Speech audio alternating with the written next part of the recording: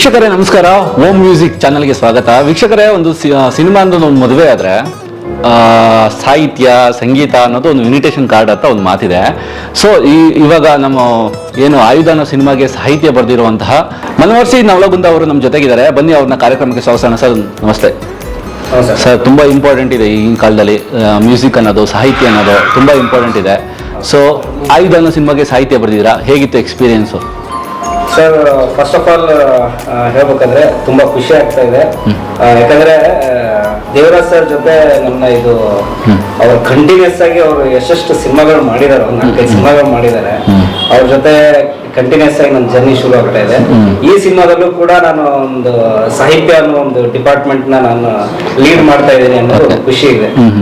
ಸಾಹಿತ್ಯ ತುಂಬಾ ಚೆನ್ನಾಗಿ ಬಂದಿದೆ, ತುಂಬಾ ಚೆನ್ನಾಗಿ ರೀಲ್ಸ್ ಎಲ್ಲ ಚೆನ್ನಾಗಿ ಹೋಗ್ತಿದೆ. ಇದ್ರ ಬಗ್ಗೆ ಏನು ಇಷ್ಟು ಖುಷಿ ಇದೆ ಅಂತ? ಹೌದು, ನನಗೇನೋ ಗೊತ್ತಿಲ್ಲ ಸರ್. ಯಾಕಂದ್ರೆ ದೇವರಾಜ್ ಸರ್ ಜೊತೆ ಮಾಡಿರ್ತಕ್ಕಂತ ಸಾಂಗ್ಗಳು ತುಂಬಾ ನನಗೆ ಹೆಸರು ತಂದು ಕೊಡುತ್ತೆ. ಫ್ರಮ್ ಫಸ್ಟ್ ಸಾಂಗ್ ಇಂದ ಅಂದ್ರೆ ಡೇಂಜರ್ ಝೋನ್ ಅಲ್ಲಿ ಶ್ರೀಗಂಧ ದೇವತೆ ಇವಳು ಭೂಮಿಗೆ ಬಂದವಳೆ ಅಂತ ಒಂದು ಸಾಂಗ್ ಇದೆ. ಅದು ಅಂತೂ ಲಕ್ಷಾಂಗಟ್ಲೆ ವ್ಯೂಸ್ ಆಗಿತ್ತು. ಅದೇ ರೀತಿ ಕೂಡ ಈ ಆಯುಧ ಸಿನಿಮಾದಲ್ಲಿ ಕೂಡ ನಮ್ಗೆ ಪ್ರೇಮಲೋಕದ ಪಾರಿಜಾತವೇ ಅಂತ ಒಂದು ಸಾಂಗ್ ಇದೆ. ಪ್ರೇಮಲೋಕದ ಪಾರಿಜಾತವೇ ನೀನು ಸುಂದರಿಯೇ, ಪ್ರೇಮಿಯಾಗದೆ ಬೇರೆ ಏನಿದೆ ಹೇಳು ಸುಂದರನೇ. ಅದು ತುಂಬಾ ಅದ್ಭುತವಾಗಿ ರೀಚ್ ಆಗ್ತಾ ಇದೆ. ಅದು ಖುಷಿ ಕೊಡುತ್ತೆ. ಯಾಕಂದ್ರೆ ಒಬ್ಬ ಸಾಹಿತಿಗೆ, ಒಬ್ಬ ಮ್ಯೂಸಿಷಿಯನ್ಸ್ಗೆ ಆಗ್ಲಿ, ತಾವು ಮಾಡಿರ್ತಕ್ಕಂತ ಒಂದು ಹಾಡು ಎಷ್ಟು ಜನಕ್ಕೆ ರೀಚ್ ಆಗುತ್ತೆ, ಎಷ್ಟು ಜನ ಅದನ್ನ ಇಷ್ಟಪಟ್ಟು ಕೇಳ್ತಾರೆ, ಅದ್ರ ಮೇಲೆ ಅವ್ರಿಗೆ ತೃಪ್ತಿ ಆಗುತ್ತೆ. ಅದರಿಂದ ಎಷ್ಟು ದುಡ್ಡು ಗಳಿಸ್ತೀವಿ ಅನ್ನೋದು ಮುಖ್ಯ ಆಗಲ್ಲ. ಯಾಕಂದ್ರೆ ನಾವ್ ಎಲ್ಲೋ ಹೋದಾಗ ನಮ್ ಸಾಂಗ್ ನಮ್ ಕಿವಿಗೆ ಬೀಳ್ಬೇಕು, ಅದು ನಮ್ಗೆ ಮೃಷ್ಟಾನ್ನ ಭೋಜನ ಕೊಟ್ಟಂಗೆ. ಆತರ ಇನ್ಸಿಡೆಂಟ್ಸ್ ಗಳು ನಮ್ಗೆ ಸುಮಾರು ಆಗಿದಾವೆ. ನನಗೆ ಗೊತ್ತಿರಲ್ಲ, ನಾನು ಎಲ್ಲೋ ಒಂದು ಯಾವ್ದೋ ಒಂದು ಪ್ಲೇಸಿಗೆ ಹೋಗಿರ್ತೀನಿ, ಅಲ್ಲಿ ಯಾವ್ದೋ ಒಂದು ರೆಸ್ಟೋರೆಂಟ್ ಅಲ್ಲೋ ಎಲ್ಲೋ ನನ್ ಸಾಂಗ್ ಇಮಿಡಿಯೇಟ್ ಆಗಿ ಪ್ಲೇ ಆಗುತ್ತೆ. ಅವ್ರು ಪ್ಲೇ ಮಾಡಿದಾಗೂ ಗೊತ್ತಿರಲ್ಲ ನಾನೇ ಅದನ್ನ ಬರ್ದಿದ್ದೀನಿ ಅಂತ. ಸೊ ಆತರ ಇವಾಗ ನಮ್ಗೆ ಆಯುಧ ಸಿನಿಮಾ ಸಾಂಗ್ಗಳು ಕೂಡ ನಮ್ಗೆ ಆತರ ಅನುಭವಗಳನ್ನ ನೀಡ್ತಾ ಇದೆ. ಮೊನ್ನೆ ಹಿಂಗೆ ಒಂದು ರೆಸ್ಟೋರೆಂಟ್ ಅಲ್ಲಿ ಹೋಗಿದ್ದೆ, ಅವಾಗ ಪ್ರೇಮಲೋಕದ ಪಾರಿಜಾತವೇ ಅಂತ ಒಂದು ಆ ರೀಲ್ಸ್ ನ ನೋಡ್ತಾ ಇದ್ರು. ಪಕ್ಕದಲ್ಲಿ ಕೂತಂತ ಒಬ್ರು ಕಸ್ಟಮರ್ ಆ ರೀಲ್ಸ್ ನ ನೋಡ್ತಾ ಇದ್ರು. ನನ್ಗೆ ಖುಷಿ ಆಯ್ತು, ನನ್ ಸಾಂಗ್ ನ ಈ ತರ ಇಷ್ಟು ರೀಚ್ ಆಗಿದೆಯಲ್ಲಪ್ಪ ಅಂತ ಖುಷಿ ಆಗುತ್ತೆ. ಒಂದೊಂದು ಟೈಮ್ ಏನಾಗುತ್ತೆ, ಡೈರೆಕ್ಟರ್ ಬಂದ್ಬಿಟ್ಟು ನಿಮ್ಗೆ ಒಂದು ಕತೆ ಹೇಳ್ತಾರೆ. ಸರ್, ಕತೆಗೆ ತಕ್ಕನಾಗಿ ಸಾಹಿತ್ಯ ನಿರೂಪಿಸ್ತೀರೋ ಅಥವಾ ನಿಮ್ ಫೀಲ್ ಅಲ್ಲಿ ಆತರ ನಿರೂಪಿಸ್ತೀರೋ, ಹೆಂಗಿರುತ್ತೆ ಅಂತ? ಇಲ್ಲ, ಯೂಶುವಲಿ ನಾವೇನಂತಂದ್ರೆ ನಾವು ಡೈಲಿ ಬರೆಯೋದು ಇದ್ದೇ ಇರುತ್ತೆ. ಬಟ್ ಸಿನಿಮಾಗೆ ಸಾಹಿತ್ಯ ಬರೆಯೋದು ಅಂತಂದ್ರೆ ಫಸ್ಟ್ ನಮ್ಗೆ ನಿರ್ದೇಶಕರು ಆ ಕಥೆಯನ್ನ ಹೇಳ್ತಾರೆ. ನನ್ನ ಕತೆ ಹಿಂಗಿದೆ, ಈ ತರ ಬೇಕು ಅಂತ ಹೇಳ್ತಾರೆ. ಸೊ ಅದಾದ್ಮೇಲೆ ಪರ್ಟಿಕ್ಯುಲರ್ ಆಗಿ ಸಾಂಗ್ ಗೆ ಅಂತ ಕೂತಾಗ ಸಾಂಗ್ ಸಿಚುವೇಶನ್ ಕೇಳ್ತೀವಿ, ಯಾವ ಸಿಚುವೇಶನ್ ಈ ಸಾಂಗ್ ಬರುತ್ತೆ ಅಂತ ಕೇಳ್ತೀವಿ. ಆಮೇಲೆ ಹೀರೋನ ಕ್ಯಾರೆಕ್ಟರಿಸ್ಟಿಕ್ ಏನಿರುತ್ತೆ, ಅವನೊಬ್ಬ ಬಡವ ಆಗಿರ್ತಾನೋ, ಒಬ್ಬ ಶ್ರೀಮಂತ ಆಗಿರ್ತಾನೋ, ಸ್ಟೂಡೆಂಟ್ ಆಗಿರ್ತಾನೋ, ಅಥವಾ ಇನ್ನೊಂದು ಏನೋ ಪ್ರೊಫೆಷನಲ್ ಇರ್ತಾನೋ. ಯಾಕಂದ್ರೆ ಪ್ರತಿಯೊಬ್ಬ ಒಂದೊಂದು ಪ್ರೊಫೆಷನಲ್ ಇರ್ತಕ್ಕಂತ ಹೀರೋ ಅವನಿಗೆ ತಕ್ಕನಾಗಿ ಅವನ ಭಾವನೆಗಳು ಯಾವ ತರ ಇರುತ್ತೆ ಅನ್ನೋದನ್ನ ನಾವು ಎಕ್ಸ್ಪ್ರೆಸ್ ಮಾಡ್ಬೇಕಾಗಿರುತ್ತೆ. ಸೊ ಹೀಗೆ ಸಿನಿಮಾದ ಕಥಾನಾಯಕ ಏನಿರ್ತಾನೆ, ಕಥಾನಾಯಕಿ ಹೇಗಿರ್ತಾಳೆ, ಅವಳ ಹಿನ್ನೆಲೆ ಏನಿರುತ್ತೆ, ಇದನ್ನೆಲ್ಲಾನು ಗಮನದಲ್ಲಿ ಇಟ್ಟುಕೊಂಡು ನಾವು ಹಾಡನ್ನ ಬರೆಯೋಕೆ ಶುರು ಮಾಡ್ತೀವಿ. ಕೆಲವೊಂದು ಟೈಮ್ ಫಸ್ಟ್ ಗೆ ಟ್ಯೂನ್ ಕೊಡ್ತಾರೆ, ಟ್ಯೂನ್ಗೆ ತಕ್ಕನಾಗಿ ಸಾಹಿತ್ಯ ಬರೆಯೋದಿರುತ್ತೆ. ಇನ್ನು ಕೆಲವು ಟೈಮ್ ಅಲ್ಲಿ ಏನ್ ಮಾಡ್ತಾರೆ, ಫಸ್ಟ್ ಗೆ ನಮ್ ಕಡೆಯಿಂದ ಸಾಹಿತ್ಯ ಬರೆಸ್ಬಿಡ್ತಾರೆ, ಅದಕ್ಕೆ ಟ್ಯೂನ್ ಮಾಡಿಸ್ತಾರೆ. ಸೊ ಎರಡು ತರನು ನಾನು ವರ್ಕ್ ಮಾಡಿದ್ದೇನೆ. ಸರ್, ಮೊದಲೆಲ್ಲ ಸಿನಿಮಾ ನೋಡಿ ಜನ ಹೋರಾಟ ಮಾಡೋದು ನೋಡಿದೀವಿ, ಆಮೇಲೆ ಬೇರೆ ಏನೋ ಸೀನ್ಸ್ ನೋಡ್ಬಿಟ್ಟು ಹೋರಾಟ ಮಾಡೋದು ನೋಡಿ. ಇತ್ತೀಚೆಗೆ ಒಂದು ಬೆಳವಣಿಗೆ ಶುರುವಾಗಿದೆ, ಸಾಹಿತ್ಯಕ್ಕೂ ಬಂದು ಹೋರಾಟ ಮಾಡೋದು ಅಥವಾ ಬ್ಯಾನ್ ಮಾಡೋದು, ಸಾಹಿತ್ಯ ಸರಿ ಇಲ್ಲ ಅಂತ ಹೇಳೋದು, ಇಂಥ ಇನ್ಸಿಡೆಂಟ್ಗಳು ತುಂಬಾ ನಡೀತಿದೆ ಇತ್ತೀಚೆಗೆ. ಇದ್ರ ಬಗ್ಗೆ ಏನ್ ಅನ್ಸುತ್ತೆ ನಿಮ್ಗೆ? ಸರ್, ಎಲ್ಲೋ ಒಂದ್ ಕಡೆ ಬೇಜಾರಾಗುತ್ತೆ ಸರ್. ಯಾಕಂದ್ರೆ ಸಾಹಿತ್ಯ ಅನ್ನೋದು ತುಂಬಾ ಪವಿತ್ರವಾದಂತ ಕೆಲಸ ಸರ್. ಸಾಹಿತ್ಯ ಬರೆಯೋದು, ನಾವೊಂದು ಹೆಣ್ಣನ್ನ ಅಶ್ಲೀಲವಾಗಿ ನಾವು ನಮ್ಮ ಪದಗಳ ಮೂಲಕ ನಾವೊಂದು ಹೆಣ್ಣನ್ನ ಅಶ್ಲೀಲವಾಗಿ ನಾವು ಬರೆದ್ಬಿಟ್ರೆ ನಾವು ತಾಯಿ ಶಾರದೆಗೆ ಮಾಡ್ತಕ್ಕಂತ ಅವಮಾನ ಅಂತ ನಮ್ಗೆ ಗೊತ್ತಿಲ್ಲ.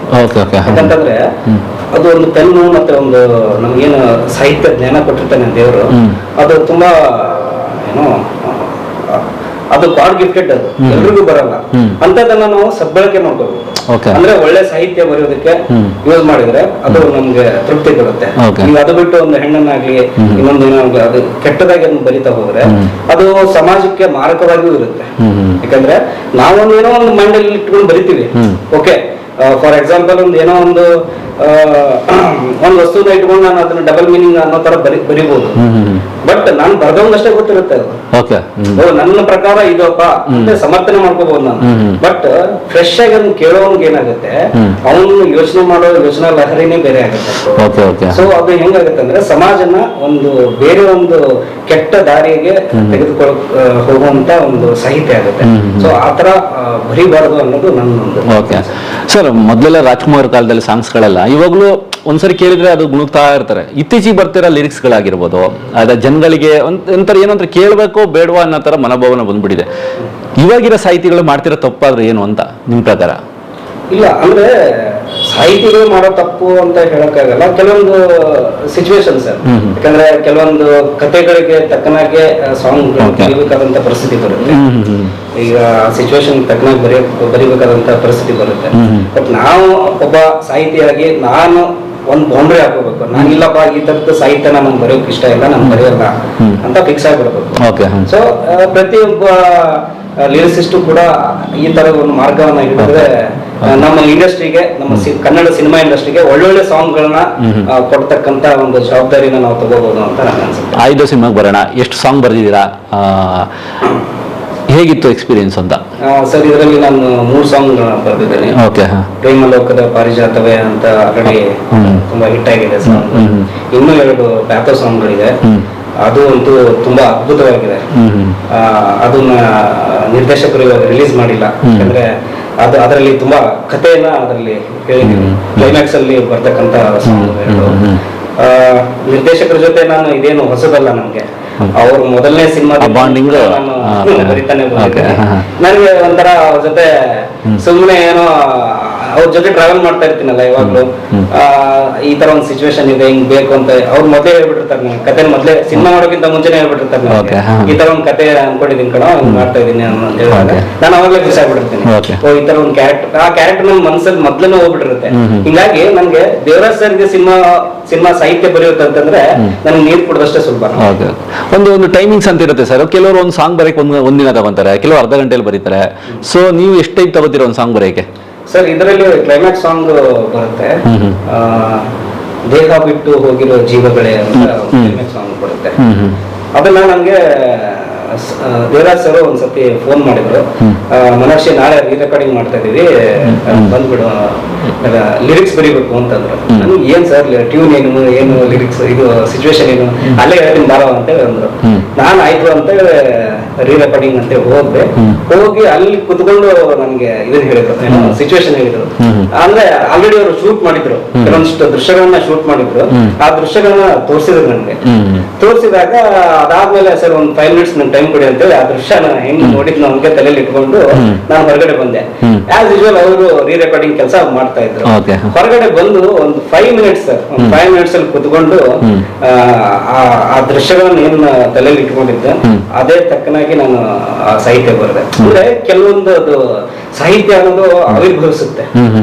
ಯಾವುದು ನಾವು ಬೇಕು ಅಂತ ಕೂತಾಗ ಒಮ್ಮೆ ಬರಲ್ಲ. ಕೆಲವೊಂದು ಟೈಮ್ ಆ ಸಿಚುವೇಶನ್, ಆ ಸಂದರ್ಭ ನಮ್ಮ ಕೈಯಿಂದ ಅದನ್ನ ಬರೆಸುತ್ತೆ. ಶಾರದೆ ನಮ್ಮಿಂದ ಬರೆಸ್ತಾರೆ. ಒಬ್ರು ಸಾಹಿತ್ಯ ಬರೆಯೋರಿಗೆ ಇರ್ಬೇಕಾದ ಕ್ವಾಲಿಟಿ ಏನು ಅಂತ, ನಿಜವಾಗ್ಲೂ ಅವ್ರಿಗೆ ಏನ್ ಕ್ವಾಲಿಟಿ ಇದ್ರೆ ಬರೀಬಹುದು ಅಂತ? ಏನಿಲ್ಲ ಸರ್, ಅವನಲ್ಲಿ ಭಾವನೆಗಳಿರ್ಬೇಕು. ಭಾವನೆ, ಓಕೆ.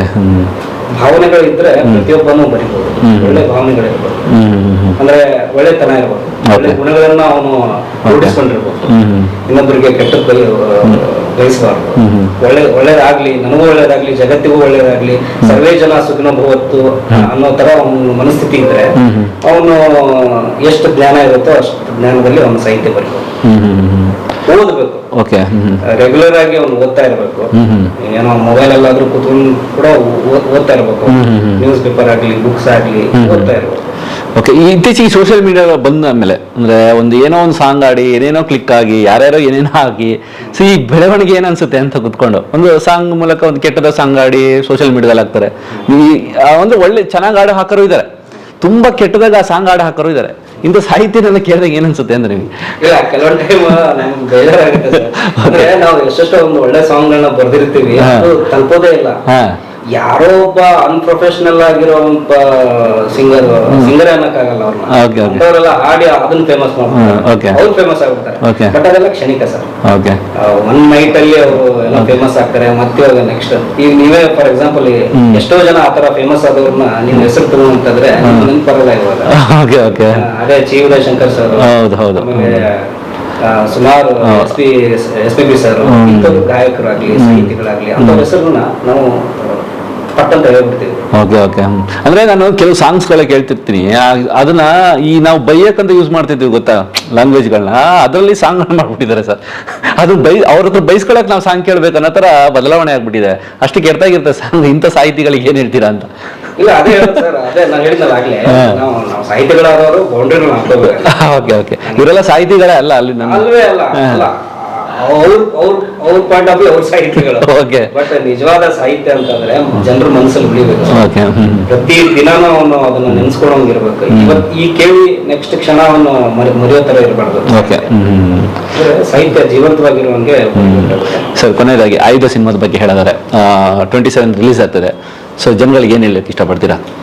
ಆಯುಧ ಇದು ಅಂದ್ರೆ ಪ್ರತಿಯೊಬ್ಬ ಕಾರ್ಮಿಕರಾಗ್ಲಿ, ನಾವು ಪ್ರತಿಯೊಬ್ಬರು ನಾವು ಜೀವನದಲ್ಲಿ ಪ್ರತಿಯೊಂದು ಒಂದು ವಸ್ತುಗಳನ್ನ ನಾವು ಆಯುಧವಾಗಿ ನಾವು ಬಳಸ್ತಾನೆ ಇರ್ತೀವಿ. ಈ ಫಾರ್ ಎಕ್ಸಾಂಪಲ್ ನಾನು ಸಾಹಿತ್ಯ ಆಗಿ ನನ್ನ ಆಯುಧ ಯಾವ್ದಪ್ಪ ಅಂತಂದ್ರೆ ನನ್ನ ಜ್ಞಾನ, ನನ್ನ ಪೆನ್ನು, ನನ್ನ ಜ್ಞಾನ. ನನ್ನ ಜ್ಞಾನನೇ ನನ್ಗೆ ಆಯುಧ. ನನ್ನಲ್ಲಿ ಇರ್ತಕ್ಕಂಥ, ನನ್ನ ವ್ಯಾಲೆಟ್ ಅಲ್ಲಿ ಇರ್ತಕ್ಕಂಥ ದುಡ್ಡು ಅಲ್ಲ. ಸೊ ಹಿಂಗೆ ಪ್ರತಿಯೊಬ್ಬರ ಜೀವನದಲ್ಲೂ ಕೂಡ ಒಂದೊಂದು ಜೀವನದಲ್ಲಿ ಒಂದು ಆಯುಧನ ಎತ್ಕೊಳ್ಳುವಂತ ಒಂದು ಪರಿಸ್ಥಿತಿ ಬರುತ್ತೆ. ಅದೇ ರೀತಿ ನಮ್ಮ ಸಿನಿಮಾದಲ್ಲಿ ಕೂಡ ನಮ್ಮ ನಾಯಕ ಒಂದು ಸಿಚುವೇಶನ್ಗೆ ಒಂದು ಆಯುಧನ ಒಂದು ಎತ್ಕೊಳ್ಳುವಂತ ಒಂದು ಸೀನ್ ಬರುತ್ತೆ. ಆ ಸೀನ್ ನ ನೋಡೋದಕ್ಕೆ ಜನ ಥಿಯೇಟರ್ ಬರಬೇಕು. ಏನಕ್ಕೆ ಒಂದು ಆಯುಧನ ಎತ್ಕೊಂತಾನೆ, ಏನು ಅವನು ಇಡತಕ್ಕಂತ ಆಯುಧ ಈ ಸಿನಿಮಾದಲ್ಲಿ, ಈ ಕಥೆಯಲ್ಲಿ ಏನಿದೆ ಅಂತ ಜನ ಥಿಯೇಟರ್ಗೆ ಬಂದೇ ನೋಡ್ತಾರೆ. Okay, thank you sir. All the best. ನಿಮ್ಮ ಸಾಹಿತ್ಯಗಳು ಇನ್ನಷ್ಟು ಸಾಕಷ್ಟು ಬರಲಿ, ಜನಗಳಿಗೆ ಈ ಥರ ಬೇರೆ ಥರ ಹಿತ ಕೊಡುವಂಥದ್ದಲ್ಲ, ನಿಮ್ಮ ಅದ್ಭುತವಾದ ಲೈನ್ಗಳ ಮೂಲಕ ಹಿತ ಕೊಡಲಿ ಅಂತ ಕೇಳ್ಕೊತೀನಿ. ನಿಮ್ಮ ಸಿನಿಮಾ ಕೂಡ ಆಲ್ ದ ಬೆಸ್ಟ್, ಒಳ್ಳೆಯದಾಗಿ ಸರ್. Thank you. ಈ ನಿನ್ನಯ ಬೆರಳಲ್ಲಿದೆ ರೋಮಾಂಚಕ ಕಲೆಗಾರಿಕೆ, ಈ ನಿನ್ನಯ ಉಸಿರಲ್ಲಿದೆ ಈ ಪ್ರೀತಿಯ ಸ್ವರಮಾಲಿಕೆ.